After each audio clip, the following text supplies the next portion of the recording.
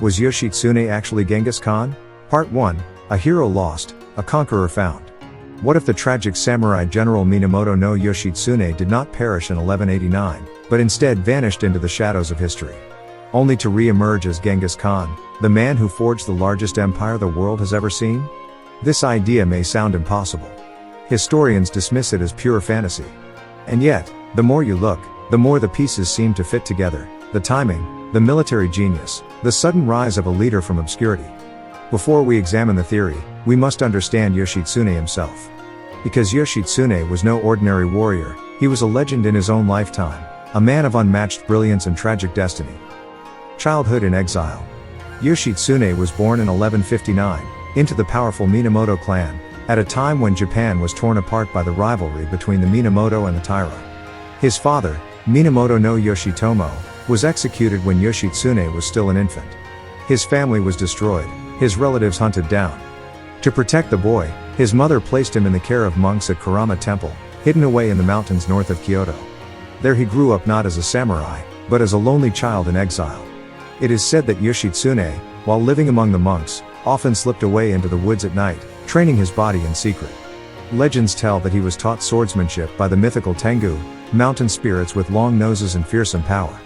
Whether true or not, these stories show how even in childhood Yoshitsune was imagined as destined for greatness, marked by something otherworldly. A young outcast with fire in his heart. Yoshitsune's youth was defined by tragedy and longing. His brothers were dead or scattered, his family name dishonored. Yet he dreamed of revenge, of restoring the Minamoto clan's pride. When the Genpei War between the Taira and the Minamoto erupted in the 1180s, Yoshitsune left the monastery to join his elder half-brother, Minamoto no Yoritomo. At first, Yoritomo did not trust him. This younger brother, raised in obscurity, seemed too fragile, too inexperienced. But Yoshitsune would soon prove him wrong. The meeting with Benkei. Before Yoshitsune became famous, he met a man who would define his legend, Musashibo Benkei. Benkei was a warrior monk of immense size and strength, said to be nearly 2 meters tall, a giant by the standards of the age. According to legend, he stood on Gojo Bridge in Kyoto, challenging and defeating passing warriors, collecting their swords. He had gathered 999 blades when he encountered Yoshitsune. The young Yoshitsune, slender and graceful, fought Benkei with astonishing skill. Instead of raw power, he used speed, agility, and cunning. In the end, Yoshitsune defeated the giant monk. Benkei, awed by his prowess, swore eternal loyalty. From that day forward, Benkei became Yoshitsune's right hand, bodyguard, companion, and brother in arms. Together they would carve their names into history.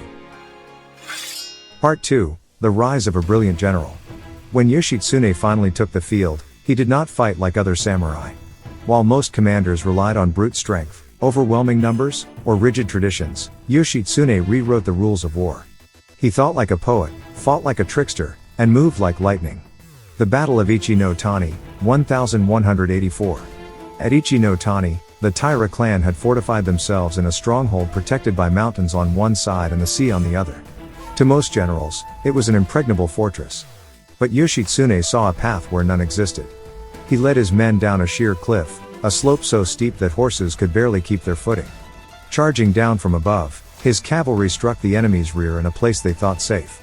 The Taira forces collapsed in chaos, unable to comprehend how their enemy had appeared from the impossible. This was Yoshitsune's genius, using audacity, surprise, and imagination to shatter the predictable rhythms of battle. The Battle of Yashima, 1185. The following year, at Yashima, the Taira again seemed untouchable, holding an island fortress off the coast. But Yoshitsune refused to wait for reinforcements. With only a small contingent of warriors, he crossed the sea at night, in stormy waters, catching the Taira completely off guard. As dawn broke, the enemy looked out to see Yoshitsune already on their shores.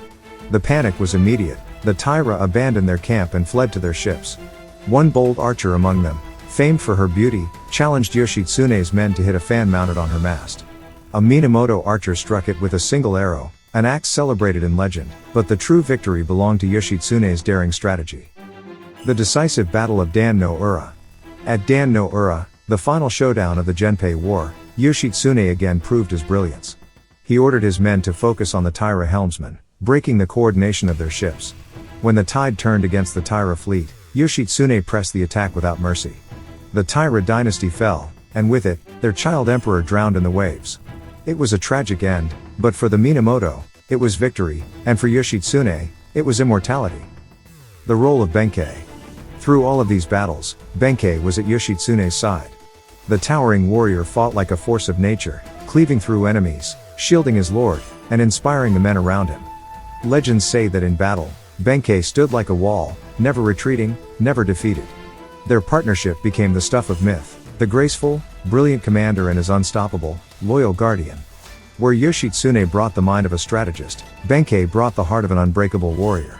Together, they seemed invincible. But victory breeds jealousy. And Yoshitsune's glory would soon draw the suspicion of his own brother. Part 3, Betrayal and Disappearance. For all his victories, Yoshitsune's reward was not glory, but suspicion. His elder brother Yoritomo, leader of the Minamoto and soon to be Japan's first shogun, could not bear Yoshitsune's rising fame. Whispers of jealousy, political intrigue, and fear of betrayal poisoned their relationship. Branded a traitor. In 1189, Yoritomo accused Yoshitsune of treason. The very hero who had destroyed the Taira was now declared an outlaw. Once celebrated across Japan, Yoshitsune suddenly found himself hunted by his own clan. He fled with Benkei and a handful of loyal retainers, moving from province to province, searching for refuge. But Yoritomo's power reached everywhere, and the net closed in. The last stand at Hiraizumi. At last, Yoshitsune sought shelter under the northern Fujiwara in Hiraizumi. For a time, he was protected. But Yoritomo's pressure was relentless. The Fujiwara could not withstand the shogun's wrath, and they betrayed him. Surrounded, Yoshitsune fought his final battle. Some say he cut down dozens before retreating into a small building. There, rather than surrender, he took his own life, only 31 years old. And Benkei? His end was even more legendary. They say Benkei stood at the bridge outside, holding back the enemy. Arrows pierced his body, spears struck him, yet he never fell. Only when his enemies approached did they realize he was already dead, still standing upright, a wall of defiance even in death. This became known as the standing death of Benkei, one of the most famous last stands in Japanese lore. But did Yoshitsune really die? Yet here lies the mystery. When Yoritomo's men searched the building, the body they found was said to be burned, mutilated, or impossible to identify. Some claimed it was a servant's body, not Yoshitsune's. Others whispered that Yoshitsune had slipped away in the chaos, fleeing north. Legends spread of Yoshitsune traveling to Hokkaido, or even further, across the sea to distant lands. He became a hero who could not be killed, a ghost wandering beyond Japan. A new emperor appears. 17 years later, far from Japan, a man named Temujin united the Mongol tribes. In 1206, he was proclaimed Genghis Khan, the universal ruler. He came from obscurity, his early years poorly documented, his rise sudden and unstoppable. A brilliant strategist, a master of psychological warfare, a leader with the charisma to unite warring tribes into one unstoppable force. To some, the resemblance was too great to ignore. Could this conqueror of continents be none other than Japan's lost hero? Part 4, Yoshitsune becomes Genghis Khan? The idea that Yoshitsune became Genghis Khan may sound like pure fantasy. And yet, the legend has endured for centuries. Why? Because in many ways, the pieces seem to fit, at least at first glance. The timeline. Yoshitsune's supposed death, 1189. Genghis Khan's rise, 1206. That's a gap of just 17 years, enough time, perhaps, for a fugitive to flee Japan, wander through unknown lands, and rise among the Mongols. Yoshitsune would have been in his late 40s at that time, old for a warrior, but not impossible. The strategic genius. Both Yoshitsune and Genghis Khan were renowned for their brilliance in strategy.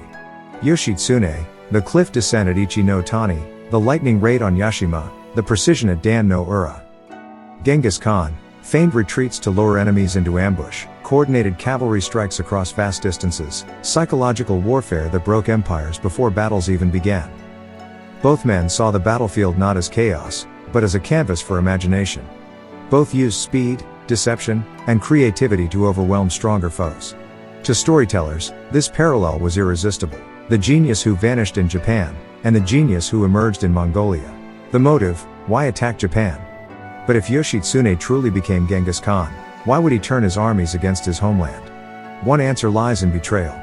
Yoshitsune had been destroyed not by the Taira, but by his own brother Yoritomo.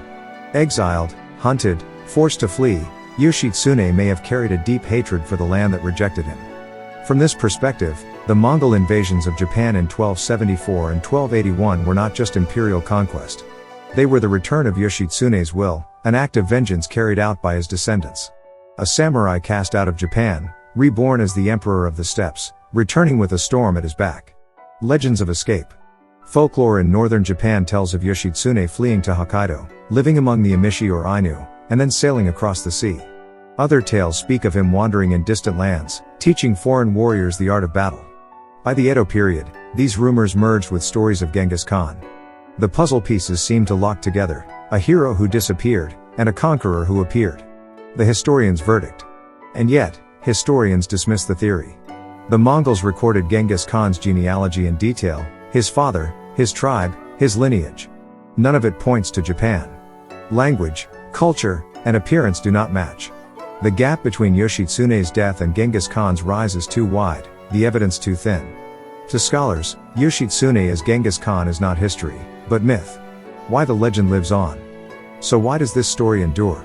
Because Yoshitsune was a tragic hero, a man of brilliance destroyed by jealousy and betrayal. For the people of Japan, it was unbearable to think he simply died in obscurity.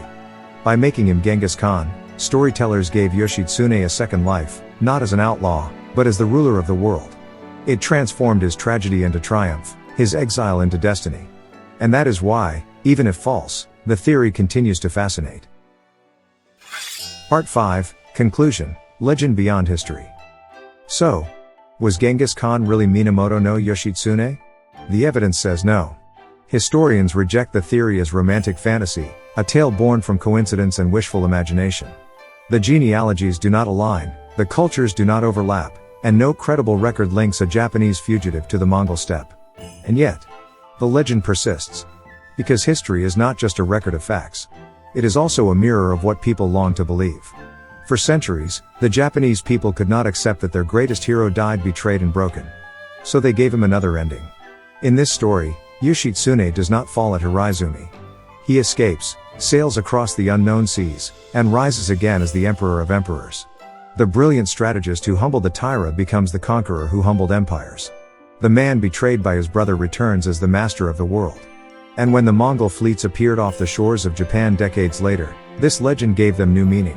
Not merely invaders, but the ghost of Yoshitsune, come back to claim the land that cast him out. Of course, it is not true history.